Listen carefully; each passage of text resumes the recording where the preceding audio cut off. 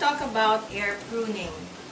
So air pruning is a revolutionary idea in container gardening.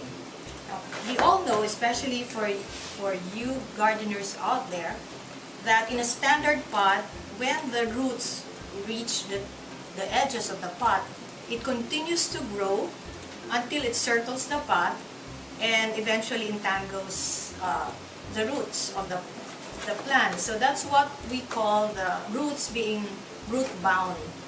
And eventually you have to repot, and that's not exactly very healthy for your plants. So as you can see here, this is an air pruning pot, and you will notice that there are holes in this pot.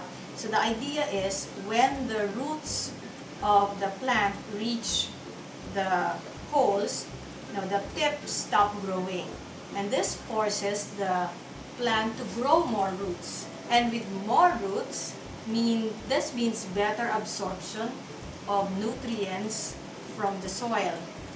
As you can see here, there are more holes at the bottom, so that means better drainage for your plants, and it's very light and easy to move around. And it's also very sturdy, that it can last year on year without having to replace them. Now, we also have here a fabric pot. Now, this is a pot made of felt cloth, and the idea is the same as the air pruning pot. So when the roots reach the edges of the pot, it sort of, the pot air prunes the roots. So when do you use a fabric pot or an air pruning pot?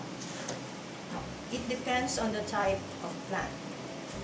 For plants that last for about a year or maybe 2 years at the most, you can use a fabric pot. Now for plants that last longer than 2 years, you need a sturdier pot, and that means you cannot use a fabric pot. You have to use an air pruning pot. The air pruning pot can last for years without having to replace it.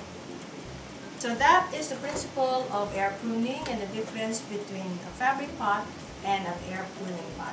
So again, you can use either of them if you want healthier roots, but if you have longer lasting plants, then you need to use a sturdier pot like this air pruning pot. Happy gardening!